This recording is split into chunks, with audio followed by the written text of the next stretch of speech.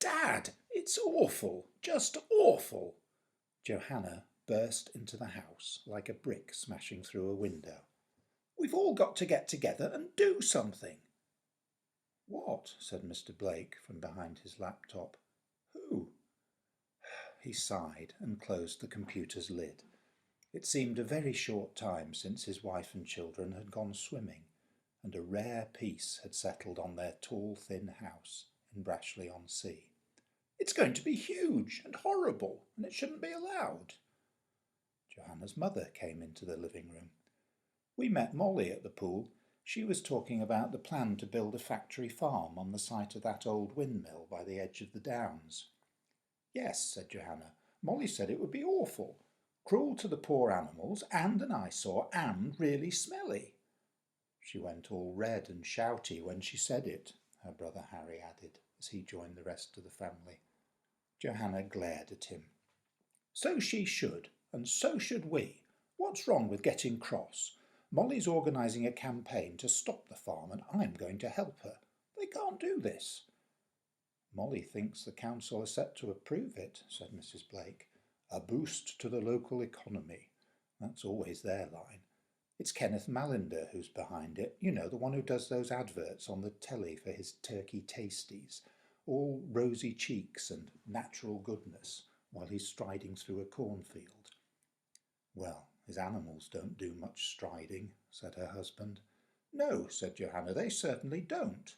She shuddered as she remembered a television programme she'd seen about Battery Farms. Those poor birds, all crammed in together, never seeing the sun. They're locked away for their whole lives. They only come out at the end when they're chopped up in pieces and frozen in a cardboard box. They taste nice, though, said her brother. Harry, bellowed Johanna, how could you think of eating that stuff? Harry's smile could have sweetened honey. It would be rude not to, if someone's cooked it for you. That boy! Wisps of a familiar red mist wafted through Johanna's thoughts. She was 11 now, and had been rigidly vegetarian since she was 3. Her younger brother was a dedicated meat-eater. It was one of a number of fault lines in their relationship, which Harry enjoyed probing. Now, come on, said their mum, standing between them. A plate of turkey tasties is hardly a labour of love. Lots of us eat meat, but we should all have some respect for the animals and try to make sure they've had a decent life. Unlike some of your vegetables, Johanna, said Harry. Think of those poor defenceless carrots, trapped below the ground, never seeing the light of day. Johanna struggled to get her hands on her brother. Shut up! I'm going to stop that factory farm, whether you help me or not.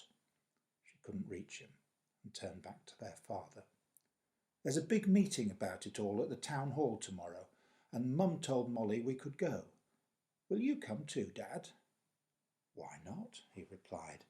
Could be interesting, I suppose, though I doubt they can match the quality of the debate we've had here.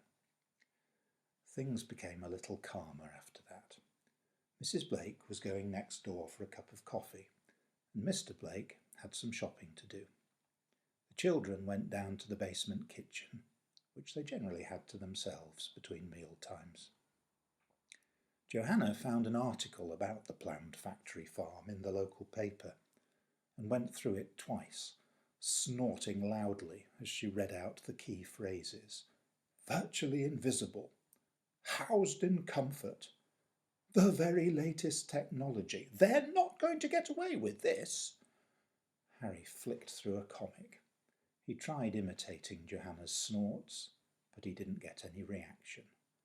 His heart wasn't really in his teasing, because he suspected his sister was right about the farm, though he wasn't going to admit that to her just yet.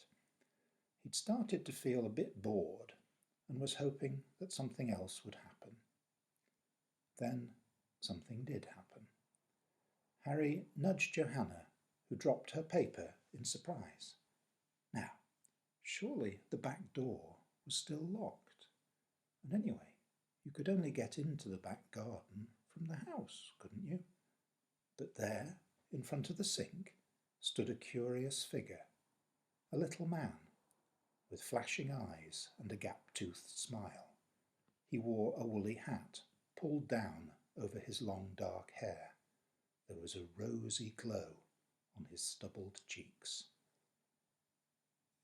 Hello, said Johanna. Who are you? I'm Mr. Phigg, he replied. And hello to you, Johanna and Harry. He bowed to each of them in turn as he said their names. I don't think we've met you before. Are you a friend of Mum and Dad's? Oh, yes, definitely. I'm sure I would be if I ever met them. He grinned more broadly. How did you get in?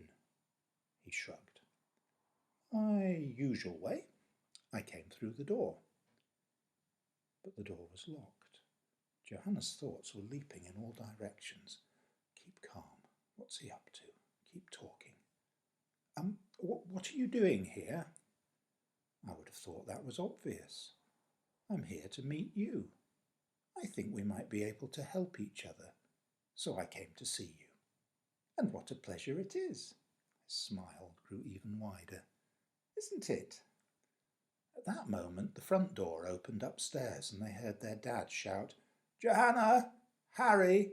Can you come and help me carry these things in from the car? Just a minute, called Johanna. She gave Mr. Phigg a long, puzzled look before scampering up the stairs, closely followed by her brother. When they came back down, a few moments later, with their dad and the bulging carrier bags, the kitchen was empty.